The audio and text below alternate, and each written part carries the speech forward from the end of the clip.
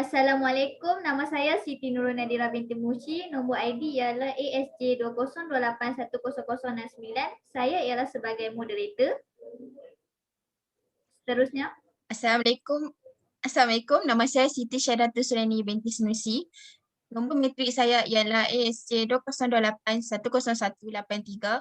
Saya ingin menerangkan tentang perayaan bagi kaum Cina di Malaysia. Assalamualaikum warahmatullahi wabarakatuh. Nama saya Syazah Humairah binti Muhammad Syukri.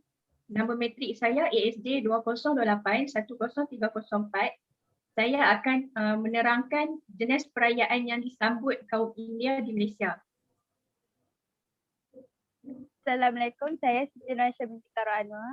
Nombor metrik saya adalah 2028100065. Saya akan menerangkan tentang refleksi agama yang terdapat di Malaysia dan akan membuat kesimpulan keseluruhan. Nama saya Ami Sazwani binti Rusaidi, ASJ20281. Saya akan terangkan tentang keunikan sambutan perayaan Hari Raya. Assalamualaikum warahmatullahi wabarakatuh. Saya Siti Nurul Nadira binti Mushi sebagai moderator dan bersama beberapa orang ahli panel yang lain iaitu Amni Syazwani binti Rosaidi, panel kedua Siti Saidatul Suryani binti Sanusi, panel ketiga Syazah Humairah binti Muhammad Syukri dan panel terakhir Siti Nur Aisyah binti Khairul Anwar. Di sini kita dapat lihat Malaysia mempunyai pelbagai kaum dan dapat menyambut pelbagai perayaan bersama. Sambutan perayaan yang diraikan tanpa mengira latar belakang kaum dan agama di negara ini berjaya membina pemahaman dan rasa hormat dalam kalangan masyarakat majmuk di negara ini. Ia adalah kunci keamanan dan keharmonian dalam sesebuah negara berbilang kaum dan agama, sekaligus menjadi asas kepada pembinaan negara dan berupaya mencapai semangat satu Malaysia. Menghormati budaya dan agama etnik lain menjadi ciri kepada masyarakat berbilang kaum dan menjadi kewajipan setiap rakyat untuk terus mengekalkan tanggungjawab berkenaan menerusi amalan 5 prinsip rukun negara. Perayaan tahunan seperti Aidilfitri, Deepavali dan Tahun Baru Cina adalah perayaan yang memanfaatkan semua kaum dari segi memupuk keharmonian, keamanan dan perpaduan. Kita, rakyat Malaysia, harus berbangga kerana dapat meraihkan pelbagai perayaan dalam kalangan aman dan damai. Soalan saya kepada panel pertama ialah, boleh anda terangkan apa keunikan perayaan Hari Raya? Terdapat dua perayaan yang disambut oleh kaum Melayu di Malaysia, iaitu Hari Raya Aidilfitri dan Hari Raya Korban. Di sini saya ingin menceritakan tentang Hari Raya Aidilfitri terlebih dahulu dan latar belakang sejarah Hari Raya Aidilfitri yang terjadi. Sejarah hari dalam Islam bermula apabila Rasulullah SAW berhijrah ke Madinah.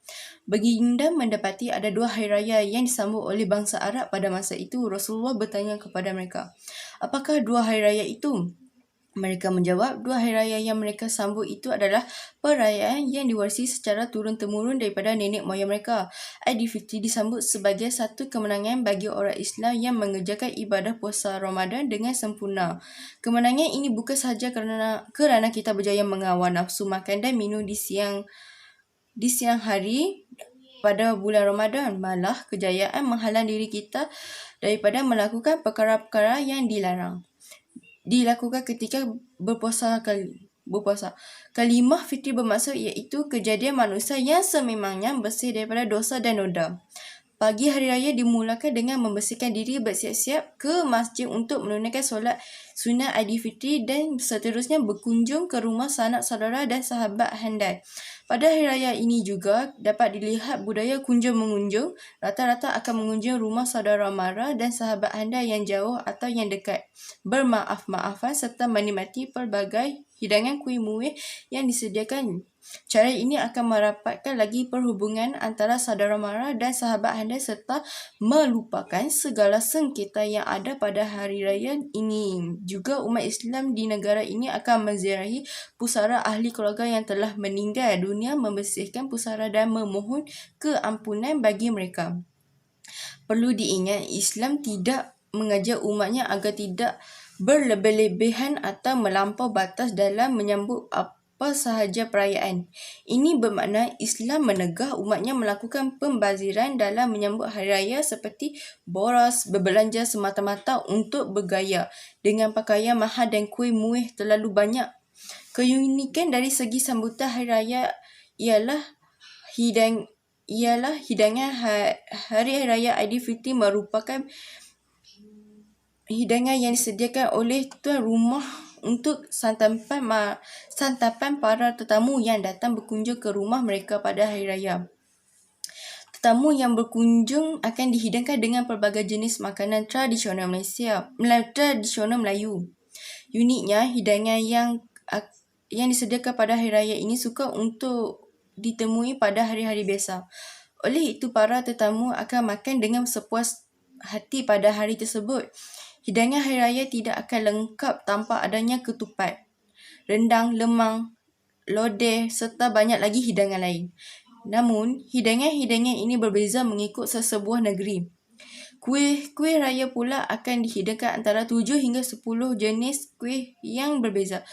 Kuih-kuih ini biasanya akan dibuat sendiri oleh tuan rumah dengan pelbagai bentuk, saiz, warna dan rasa. Kepelbagaian hidangan juadah pada Hari Raya Aidilfitri ini telah menambahkan lagi kemeriahan suasana di pagi raya. Di samping suasana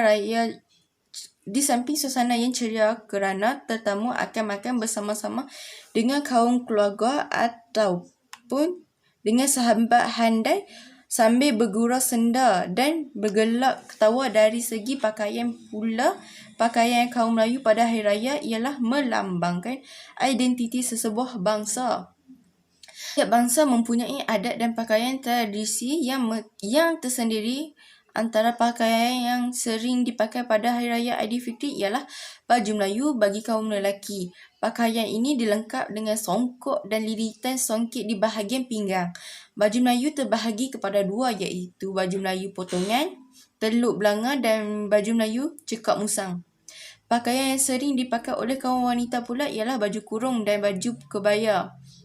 Baju Melayu dijahit dalam dua cara, iaitu berpesak atau potongan model atau dipanggil potongan Cina, di mana lengan baju tersebut disambungkan kepada badan baju, iaitu secara disambung terus atau dijahitkan ke bahagian lain yang dinamakan pesak dan kekek.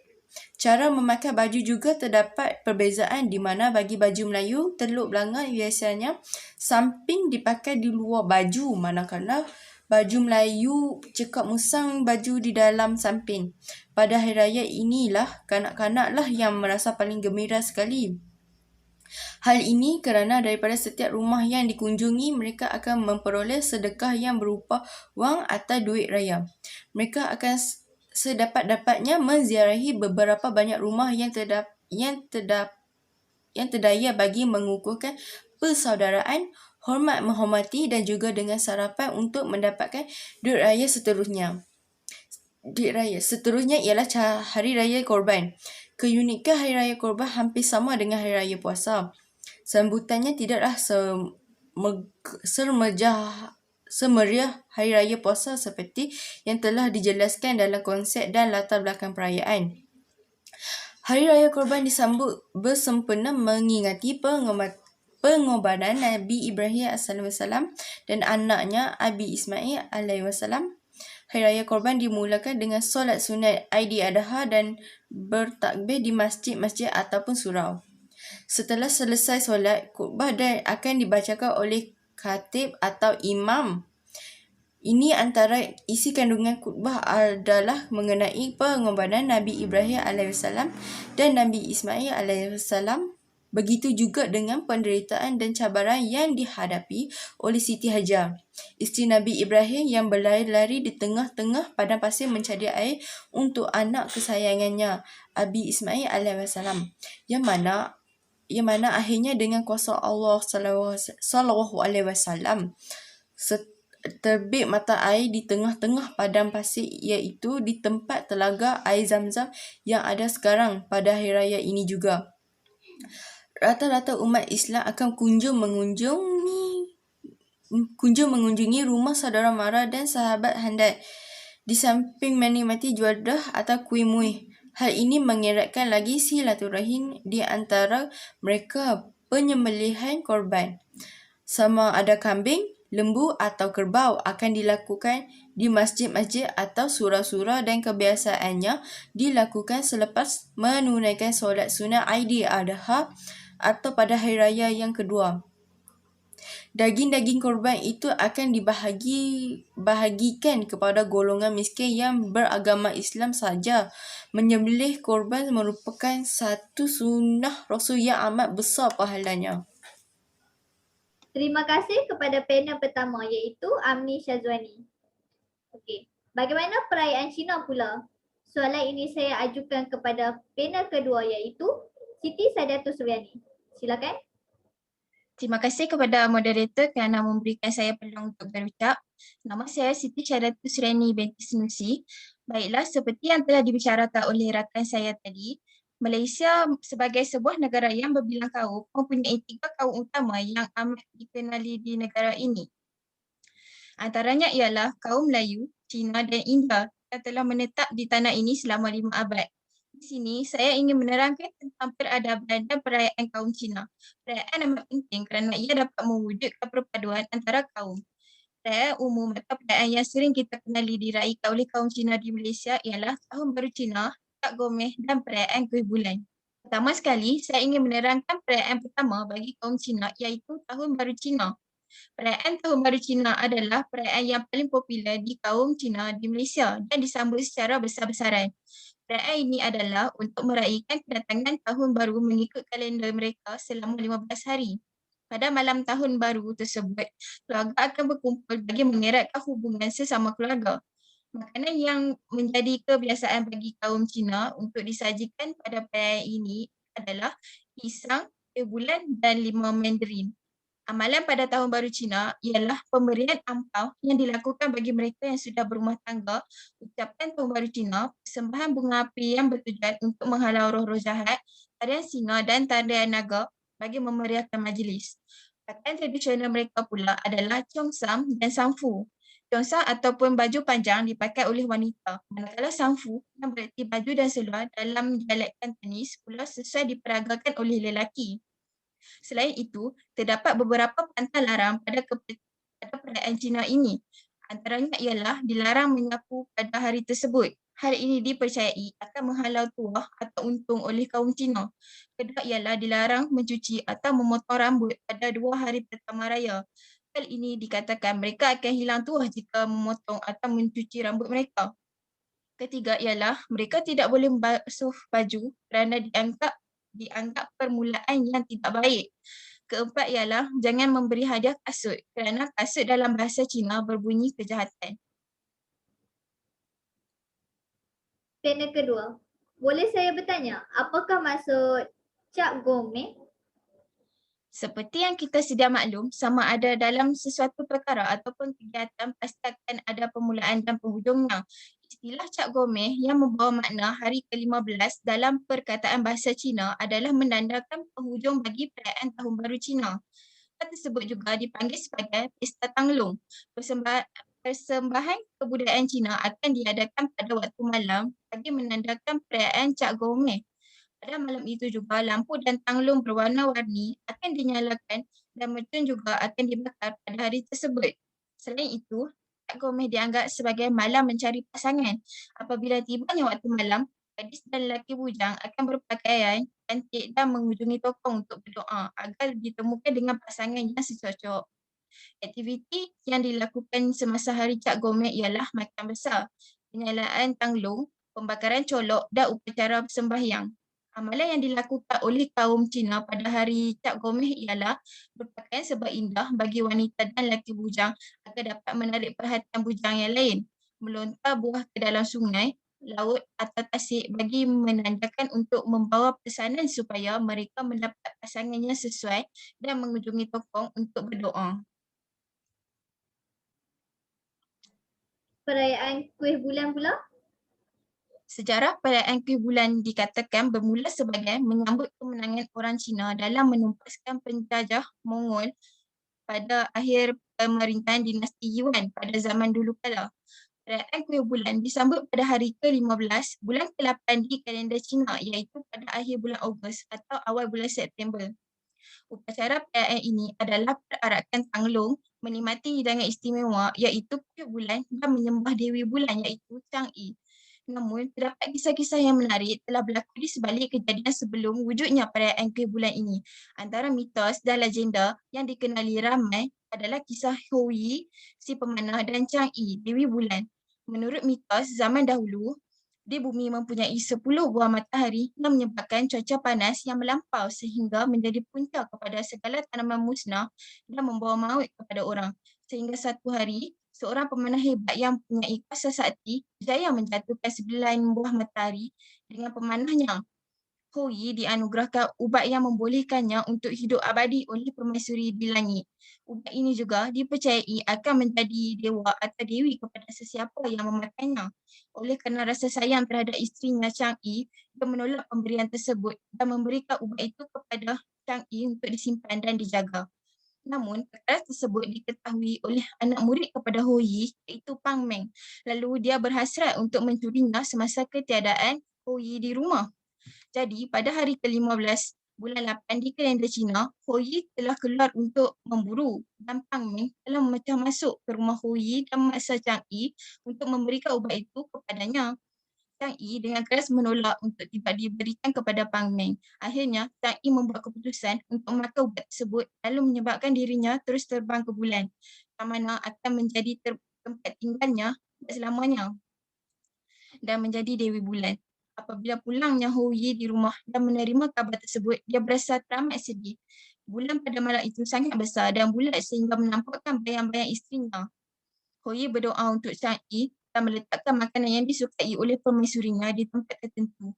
Setelah mengetahui Chang'e terbang ke bulan dan menjadi dewi, rakyat jelata juga beramai-ramai berdoa dan meletakkan pelbagai jenis makanan. Semoga Chang'e menganugerahkan keamanan dan kesejahteraan kepada mereka. Seterusnya, kuih bulan ialah makanan kebangkitan dan merupakan simbol perjuangan keadilan. Kuih bulan itu diperbuat daripada adunan manis yang bererti kancang atau adunan biji teratai atau kuning telur. Menurut tradisi, pesanan untuk memberontak telah disebarkan melalui surat yang diletakkan di dalam kuih bulan yang akhirnya berjaya menjatuhkan dinasti Mongol. Terdapat juga tradisi yang menyatakan kuih bulan dibuat sebagai persembahan kepada Dewa Dapur. Dewa Dapur yang makan kuih bulan tidak dapat menyampaikan laporan buruk kepada Maharaja Syurga yang disebabkan mulutnya dikunci oleh kuih bulan yang manis itu. Sekian, terima kasih. Terima kasih panel kedua iaitu Siti Sadatul Suryani atas penerangan anda yang panjang itu. Seterusnya, selain perayaan Hari Raya dan Cina, tidak lupa juga kita ke atas perayaan India. Jadi saya ingin panel ketiga iaitu Syazah Humairah pula untuk terangkan perayaan tersebut. Silakan.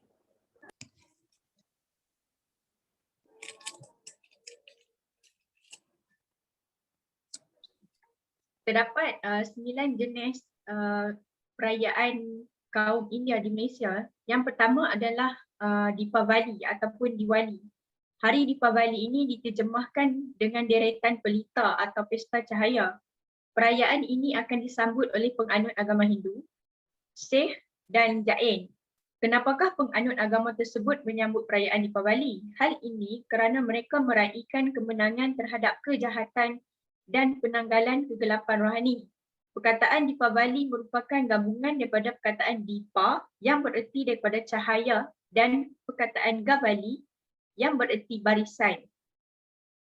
Terdapat 9 jenis perayaan kaum India di Malaysia. Yang pertama ialah Deepavali ataupun Diwali. Hari Deepavali ini diterjemahkan dengan deretan pelita atau pesta cahaya. Perayaan ini akan disambut oleh penganut agama Hindu, Syekh dan Jain. Kenapakah penganut agama tersebut menyambut perayaan Deepavali? Hal ini kerana mereka meraihkan kemenangan terhadap kejahatan dan penanggalan kegelapan rohani. Perkataan Deepavali ini merupakan gabungan perkataan Deepa yang bererti cahaya dan perkataan Gavali yang bererti barisan. Menurut maklumat tambahan di laman Indian Culture Online, mendedahkan bahawa hanya penduduk keturunan Malayam di Gereja India tidak merayakan Diwali, termasuk mereka yang beragama Hindu. Sebaliknya, penduduk keturunan Malayam ni meraihkan Onam, iaitu perayaan sempena musim menuai. Yang kedua pula ialah perayaan Vishu. Bagi masyarakat keturunan Malayali atau Malayalam, sambutan tahun baharunya dikenali sebagai Vishu. Walaupun pada asalnya dirayakan penduduk keturunan Malayali di Kerala, India, kini Vishu diraihkan masyarakat di seluruh dunia. Sebagaimana majoriti penduduk kaum India, masyarakat Malayali juga mementingkan amalan melihat objek suci sebagai objek pertama pada subuh hari perayaan. Amalan ini adalah berdasarkan kepercayaan bahawa sekiranya seorang individu melihat objek suci pada pagi hari perayaan, maka hidupnya akan bahagia dan mendapat rezeki yang melimpah-limpah. Yang ketiga ialah perayaan Pongal. Perayaan Pongal ini diraihkan oleh kaum India pada pertengahan bulan Januari bagi merakam Uttarayan atau pergerakan matahari menuju ke utara. Diraihkan selama 4 hari berturut-turut. Pongal ni termasuk merupakan acara terbesar selepas sambutan Deepavali dan Thaipusam. Jika di India, perayaan ini disambut lebih meriah daripada Deepavali selama seminggu. Di Malaysia, tidak kurang hebatnya peranan yang dimainkan dalam seisi keluarga. Yang keempat ialah Thaipusam. Penganut membuat persediaan untuk merayakan dengan membersihkan diri mereka melalui doa dan puasa. Jawatan pemegang-pemegang kavadi perlu melalui upacara rumit dan menganggap ianya menyembah kepada Lord Murugan. Pemegang jawatan yang kavadi memerhatikan pembujangan dan mengambil hanya yang tulen, makanan satvik sekali sehari manakala sentiasa memikirkan Tuhan.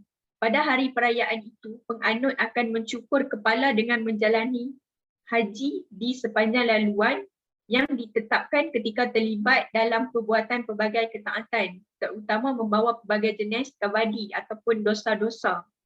Pada yang paling mudah ini mungkin memerlukan membawa periuk susu, tetapi sakit hati daging melalukan tusukan kulit, lidah atau pipi dengan lidi bel juga biasa. Yang kelima pula ialah Tamil New Year ataupun Putandu. Putandu atau lebih dikenali sebagai Tahun Baru Tamil, sambutan hari pertama Tahun Baru Tamil tradisional pada pertengah bulan April oleh orang-orang yang berasal daripada Tamil di Tamil Nadu dan Puchuderi di India dan oleh penduduk Tamil di Malaysia, Singapura dan Sri Lanka. Orang memberi salam antara satu sama lain pada hari ini dengan bertanya Inaya Tamis. Ini adalah selaras dengan kalender Suria Hindu. Tamilians percaya bahawa ia adalah pada hari Tahun Baru Tamil bahawa Tuhan Brahma memulakan penciptaan dunia. Yang keenam ialah Mahashivaratri. Mahashivaratri ini adalah satu perayaan Hindu yang dirayakan pada malam hari ke-14 separuh gelap dalam bulan Magha. Dalam bahasa Tamil, Masi yang sepadan dengan Inggeris bulan Februari hingga Mac. Dalam penghormatan kepada Shiva, salah satu daripada Trinity Hindu yang mewakili aspek pemusnah di alam semesta. Yang ketujuh adalah Panguni Utiram Festival.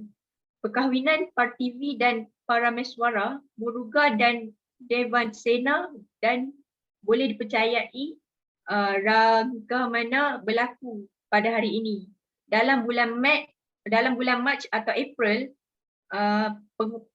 penghuni Utiram ni perayaan jatuh pada bulan penghuni Mac hingga April. Bulan ini adalah istimewa kerana bintang Utiram dan Purnami yang berlaku serentak.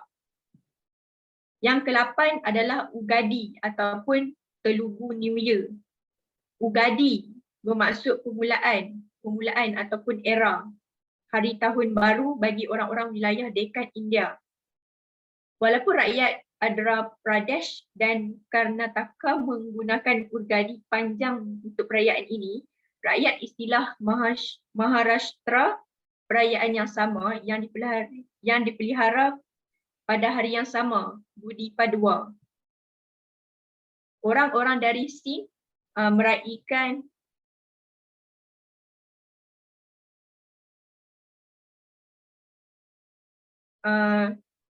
mereka ni meraihkan hari yang sama sebagai hari tahun baru mereka, Cheti Chand. Ugadi ni disambut pada hari yang berlainan setiap tahun kerana kalender Hindu adalah kalender lunisolar. Saka kalender bermula dengan bulan Chaitra seperti bulan Mac ataupun April, dan Ugadi menandakan hari pertama tahun baru. Yang terakhir ialah perayaan Gokul Adtami. Krishna adalah salah satu avatar terkenal Tuhan Vishnu, dan Tuhan yang mulia ini merupakan anak raja Vasudeva dan isteri Devaki. Beliau ni adalah sebenarnya membuat sambutan hari jadi Tuhan Krishna, dan ia sentiasa disambut pada hari ke-8 separuh gelap bulan Bhadrapada yang datang terutamanya pada bulan Ogos atau September. Penganut meraihkan hari ini dengan kegembiraan yang besar. Terdapat bacaan iaitu Bhagavatam, menyanyi dan mendoa di mana-mana. Kuil-kuil yang dihiasi untuk majlis itu, Kristen dinyanyikan, loceng dibunyikan, daun di telinga ditiup, dan pujian Sanskrit dibacakan dalam memuji Tuhan Krishna.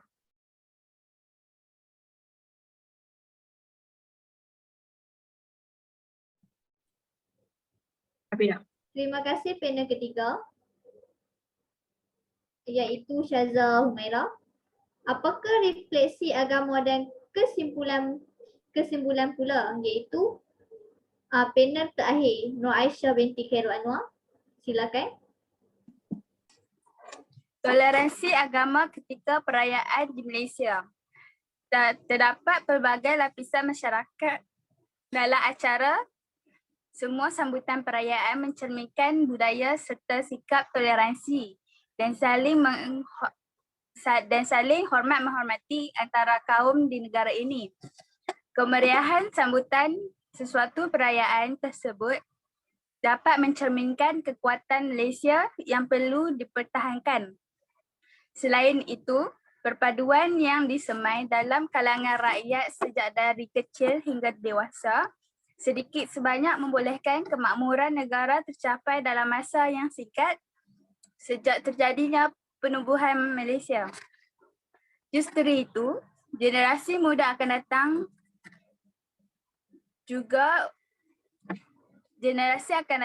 dipupuk untuk menjadi masyarakat Malaysia yang hidup bersama dan bekerjasama untuk memastikan negara terus berjaya. Terdapat beberapa cara untuk bertoleransi sesama agama, budaya ataupun etnik. Kita boleh mewujudkan peluang berinteraksi serta menjalinkan hubungan persahabatan dengan orang yang berbeza dari diri kita. Selain itu, kita juga boleh menghargai pengalaman ataupun cerita kepada rakan yang berlainan agama supaya mereka dapat kesefahaman yang lebih baik. Serta kita juga boleh mewujudkan persekitaran yang positif dan lebih baik, halang prasangka dan dikremasi di sekeliling kita. Untuk kesimpulan semua, bagi tajuk semua perayaan di Malaysia, perayaan Islam iaitu Raya Aidilfitri ataupun Aidiladha.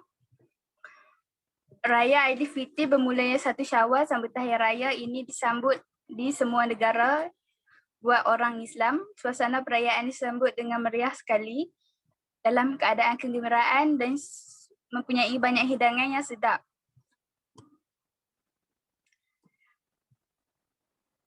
Perkara yang sering dilakukan oleh masyarakat ialah dimulakan dengan solat Aidilfitri ataupun solat sunat, bermaaf-maafan, mengunjung, bersedekah dan menziarahi kubur. Perayaan selain itu, bagi perayaan Muslim mempunyai perayaan Raya Aidiladha. Perayaan itu akan diadakan pada 10, 11, 12 dan 13 Zulhijjah selepas sebulan Raya Aidilfitri. Perkara yang memuliakan pada hari itu ialah boleh dibuat daripada amal ibadat, akan dilaksanakan seperti takbir, bertahmid serta solat sunat dan banyak lagi. Selain itu, perayaan Cina ataupun dikenali Itu sasa babi, ya Allah, Kak.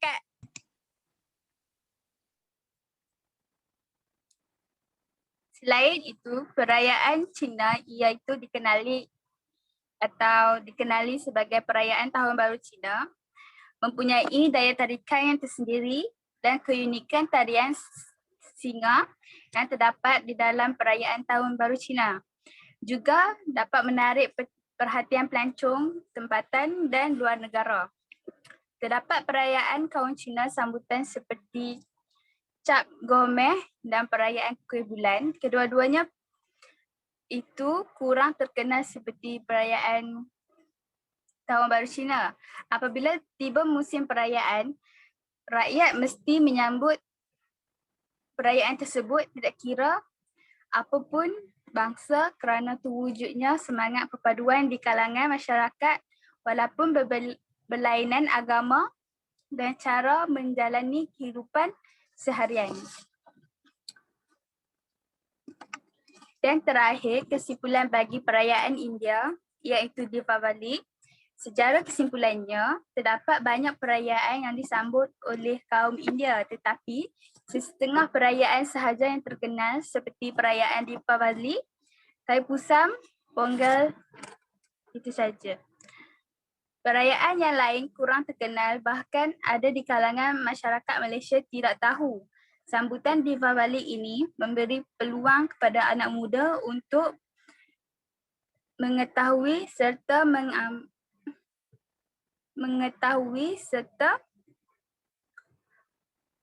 tahu amalan pantang larang dan amalan yang selalu dilakukan oleh golongan orang India.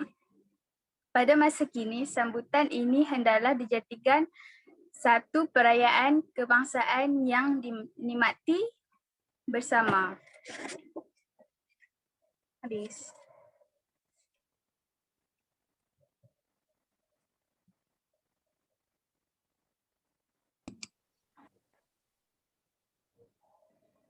Terima kasih kepada panel terakhir iaitu Siti Nur Aisyah binti Khairul Anwar dan juga ahli panel yang lain yang telah menerangkan keunikan perayaan tersebut di Malaysia. Dengan ini berakhirlah forum kita untuk setakat ini.